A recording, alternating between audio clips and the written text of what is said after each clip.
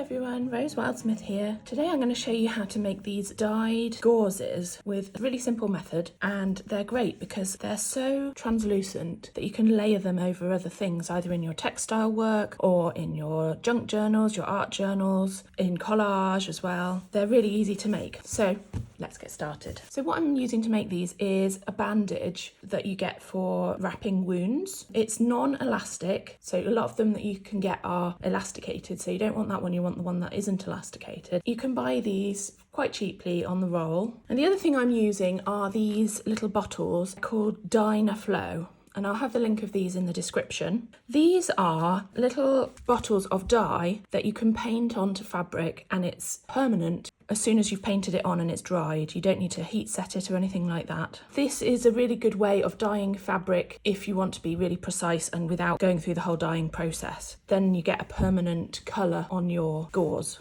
This is a piece of plastic just to protect my table, and it's an old shopping bag that I've just cut up and opened out. So I'm going to roll my gauze out on here.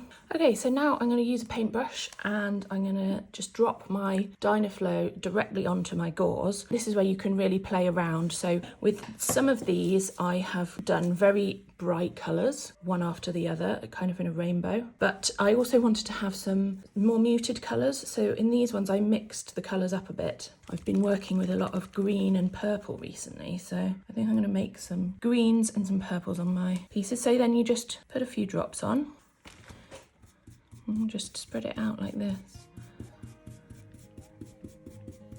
I want to get the brush a little bit wet. Make sure you give the bottles a good shake. I'm going to add a bit of yellow and a bit of blue to make a different sort of green.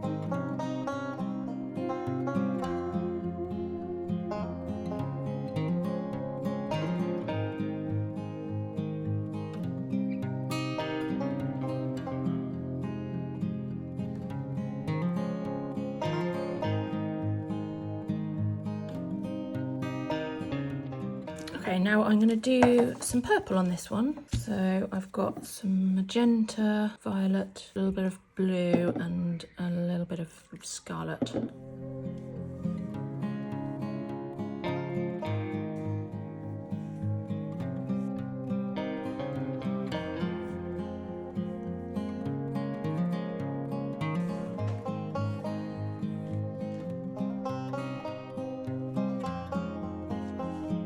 Just turning it over to see how much it's spread through to the other side, and it mostly has, but I can see a few white bits here, so I'm just going to touch up. Oh, I just had a brilliant idea. Because all of this stuff is going through to the plastic underneath, and then of course it's kind of being wasted, you could actually put a piece of plain fabric underneath as a kind of drop cloth, because the Dynaflow would work on that as well, and then at the end you'd probably have a nicely decorated piece of cloth as well. I wish I'd thought of that before I started, really. Okay, I'm going to do the same with this one. I'm going to turn it over. There's a little bit of white here in the corner. There we go.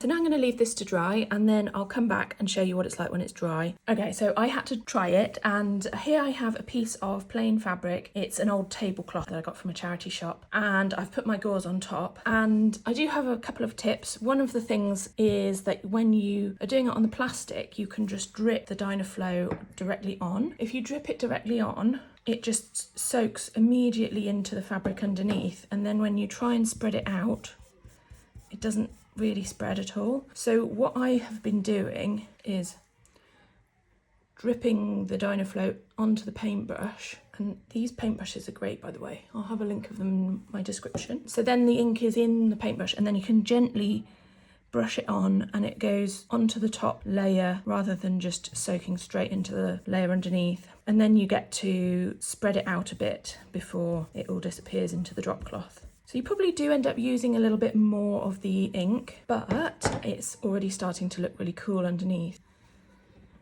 Oh, isn't that cool? So then after I've finished with the gauze, I'm going to have a really cool mottled, multicoloured piece of fabric that I can use for something else. I like how the pattern of the gauze has come through. Even though it's soaking into the drop cloth a lot, it is still managing to paint both sides of the fabric. There's a little bit more white, so I might have to come over and touch this up a little bit. There's maybe a few more white spots on this one. Overall, I'm really pleased with this technique so far, so I'm going to carry on. Okay, it's results time. So here are the two that I painted with you, and they're totally dry now, so they just peel off. So here they are. Here is the piece of fabric that I used as a drop cloth, and doesn't it look cool? I really like it.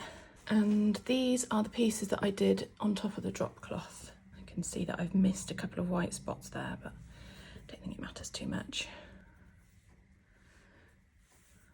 Oh, so much colour. So here are some things that I've done with the gauze. This is a piece that I've collaged into my junk journal. I used soft gel matte to stick it down. I was worried that the glue would show through in the gaps in between where the gauze is, but because it's so matte, once it's dried, you can't actually see it at all, and it's got a nice firm attachment to the paper. So I really like it because it adds a really nice textural element. And here's another piece that I stuck in, and this one I've left hanging over the edge, so you could use it in that way, have it loose. So again, I used the soft gel matte and it's attached really well, and even this is fabric and I've attached it on top of the fabric and you still don't get any sort of gluey residue left. Yeah, really pleased with it as a collage material.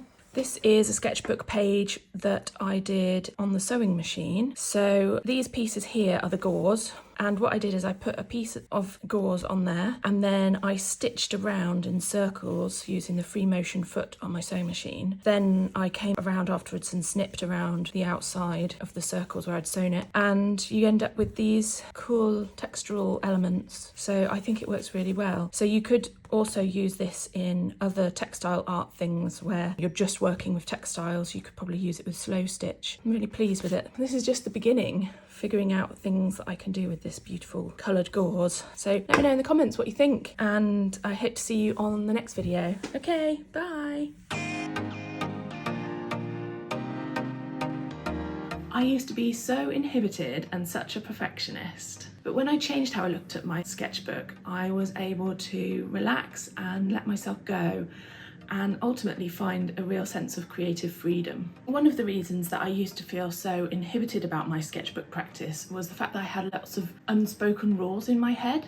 Especially when you're starting a new book, that first blank page can be so paralysing. When I started to see my sketchbook as a private place, I stopped worrying about how the final result would look, and I started to focus more on how I felt while I was creating. In this online workshop, I will cover some mixed media techniques. I also cover the mindset and ways of approaching your sketchbook practice to keep you free and uninhibited and have a really joyful experience of keeping a sketchbook. I think of my sketchbook as my refuge from the world. It's somewhere that I come back to when I need some creative recharge time. This practice has been such a joyful and life-giving process for me. If I can pass it on to only one person, I'll be so happy.